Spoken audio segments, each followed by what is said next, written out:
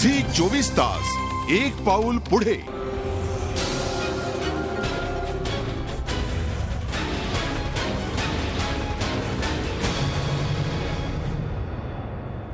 नमस्कार, मी भूषण करंदीकर। आपण पाहताय झी 24 तास एक पाऊल पुढे। रोखोकमध्ये आपलं स्वागत। सिंचनाच्या श्वेतपत्रिकेवरून महाराष्ट्रात राजकारण चांगलंच तापलं।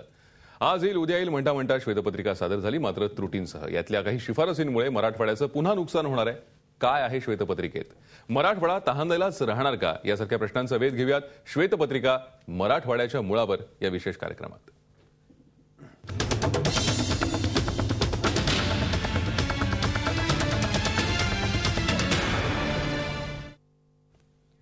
या प्रश्नावर आपण चर्चा करणार आहोत। अनेक मान्यवर पाहुणे माझ्यासोबत असणार आहेत, मात्र त्यापूर्वी पाहूयात या संदर्भातला एक रिपोर्ट।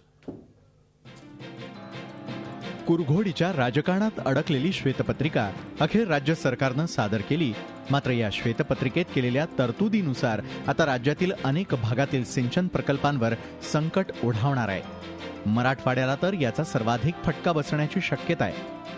श्वेतपत्रिकेमध्ये 25% कमी काम झालेले प्रकल्प गुंडाळण्याची शिफारस करण्यात आलेली आहे आणि गोदावरी खोरे महामंडळातील 54 प्रकल्पांवरती 25%पेक्षा कमी खर्च झाला आहे।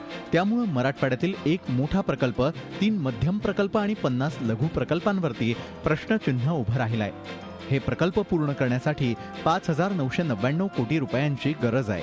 मात्र श्वेतपत्रिकेतल्या तरतुदींमुळे या सर्व कामांवरती प्रश्नचिन्ह निर्माण झालंय। तसंच कृष्णा खोऱ्यातून मराठवाड्याला मिळणारे 25 TMC पाणी सुद्धा या शिफारशींमुळे मिळण्याची शक्यता धुसर झाली आहे। त्यामुळे सुरू असलेल्या कामांचं भवितव्य टांगणीला लागलंय। राष्ट्रवादीच्याच आमदारांनी या तरतुदींचा कडाडून विरोध केलाय। वर्षाला 1000 कोटी जरी यांनी दिले तरी हे प्रकल्प पूर्ण व्हायला कमीत कमी 10 वर्ष लागतील आणि त्यानंतर इतर लघु प्रकल्प ज्याचा सर्वे सुद्धा आणि पाणी मंजूर झालंय, पण राज्यपालाच्या निर्देशामुळे सर्वे झाला नाही आणि कृष्णा मराठवाडा हे सर्व बघता मराठवाडा हा कायम तहानलेला ठेवण्याचे इतर काही विभागांचे किंवा आपल्या सरकारचं काही असं काही धोरण आहे का, अशी शंका घ्यायला वाव आहे। राष्ट्रवादीच्या अखत्यारीत असलेल्या सिंचन खात्यानं काढलेल्या या श्वेतपत्रिकेत घोटाळा, भ्रष्टाचाराला बगल देण्यात आलेली असली तरी मराठवाड्यात काँग्रेसला अडचणीत आणण्याची संधी सोडली नसल्याचीही चर्चा आहे। दुसरीकडे या निमित्तानं विरोधकांच्या हाती आयतं कोलीत मिळालंय। खरं पाहिलं तर हे मराठवाड्यावर अन्याय करणार आहे। 254 प्रकल्प जे आहे, जे मराठवाड्याचे प्रकल्प आहे, त्या मराठवाड्याच्या प्रकल्पाला जास्तीत जास्त निधी देऊन ते प्रकल्प पूर्ण करावं अशी मागणी आम्ही सर्व शिवसेनेचे आमचे आमदार, आम्ही सर्व लोक या ठिकाणी विधानसभेमध्ये या ठिकाणी मागणी करणार आहे। मराठवाडा, विदर्भ या मागास भागातील लोकप्रतिनिधींनी, कार्यकर्त्यांनी अनुशेष निर्मूलनासाठी आवश्यक असलेले प्रकल्प पूर्ण करणं या पर्यायाचा आग्रह धरला पाहिजे। मला वाटतं या सगळ्याचा एकत्रित विचार केला तर परिस्थिती सुस्पष्ट आहे। श्वेतपत्रिकेतील तरतुदींना अजून मान्यता मिळालेली नाही आहे, तरी सुद्धा दुष्काळी मराठवाड्याच्या झोळीत निराशाच पडल्याचं चित्र आहे। मात्र आणखी किती अन्याय मराठवाड्यानं सहन करायचे याचं उत्तर सरकार देईल का, असा प्रश्न विचारला जातोय। झी 24 ताससाठी विशाल करोळे, औरंगाबाद। आपण या संदर्भात चर्चा करणार आहोत। आपल्या स्टुडिओमध्ये आज आहेत सगळ्यात आधी आपण जयंत पाटील, आमदार शेकापचे, औरंगाबादहून आमच्या स्टुडिओमध्ये उपस्थित आहेत। त्याचबरोबर प्रदीप पुरंदरे, सिंचन तज्ञ, त्याचबरोबर डॉक्टर रत्नाकर महाजन, काँग्रेसचे प्रवक्ते, आणि झी 24 तासचे प्रतिनिधी दीपक भातुसे। आपल्या सगळ्यांचं या चर्चेत स्वागत करतो। सुरुवातीला जाऊया जयंत पाटील यांच्याकडे। पाटील साहेब, आपण कसं पाहता या एकूणच ज्या त्रुटी राहिल्या आहेत किंवा ज्या शिफारसी आहेत या श्वेतपत्रिकेमध्ये, या श्वेतपत्रिकेतल्या शिफारसींमुळे कुठेतरी मराठवाड्यावर पुन्हा एकदा अन्याय होईल का किंवा मराठवाड्याला पाणी मिळणार नाही अशी परिस्थिती निर्माण होण्याची शक्यता आहे? आपण कसं पाहता याकडे? नाही, श्वेतपत्रिका ही परिपूर्ण नाही आहे। ही श्वेतपत्रिकाच नाही, ही सगळी आकडेवारी आमच्याकडे आधीच उपलब्ध आहे। ही नवीन काही श्वेतपत्रिकेमध्ये दिलं नाही। आणि श्वेतपत्रिकेमध्ये प्रामुख्याने जे मुद्दे आम्ही अपेक्षित केले होते, उपस्थित केले होते, त्याला कुठेही त्या ठिकाणी दखल घेतली नाही किंवा त्याच्या सुस्पष्टपणा आणलेली नाहीये। आणि म्हणून ही श्वेतपत्रिका ही चुकीची श्वेतपत्रिका आहे। याचा ज्या पद्धतीची या ठिकाणी मांडणी केलेली आहे ती मांडणी अयोग्य आहे।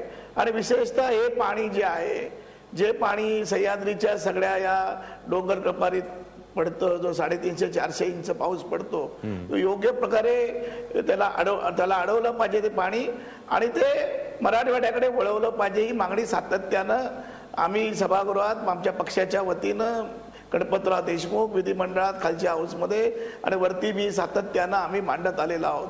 पण या ठिकाणी सरकारने याची दखलच घेतली नाही. फक्त नवीन ठेके द्यायचे आणि त्या ठेक्यातून पैसे कमवायचे. विशेषतः मराठवाड्यामधले अनेक लोक ठेके मिळून त्या ठिकाणी गलेलट्ट झाले. पण गरीब शेतकऱ्यांना साधं पिण्याचं पाणी सुद्धा आज मिळत नाही. मराठवाड्याची खरी आज परिस्थिती आहे. खरंय.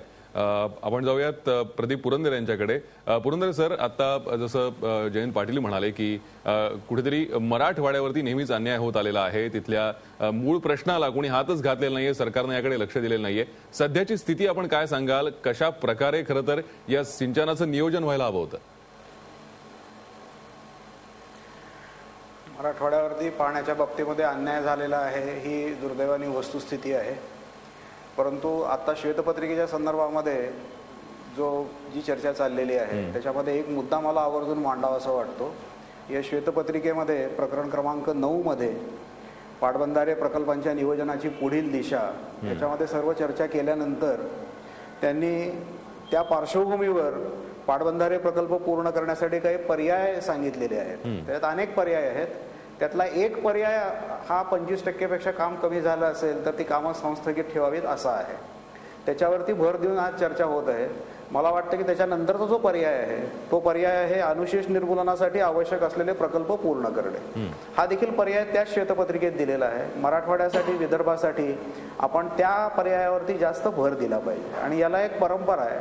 आपल्या इथे 1999 साली जल व सिंचन आयोग, चितळे आयोग हा त्यांनी शिफारशी दिल्या होत्या. त्या शिफारशीमध्ये त्यांनी आवर्जून असं सांगितलेलं होतं की तुटीची खोरी पाण्याच्या उपलब्धतेच्या दृष्टिकोनातून, तुटीची खोरी, अतितुटीची खोरी, सर्वसाधारण उपलब्धतेची खोरी की जी मराठवाड्याची परिस्थिती आहे, या भागातले प्रकल्प हे अग्रक्रमाने पूर्ण व्हायला पाहिजेत असं ते 1999 सालीच सांगितलेलं होतं.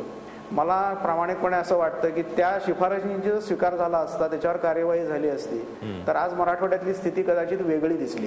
झी 24 तास, एक पाऊल पुढे.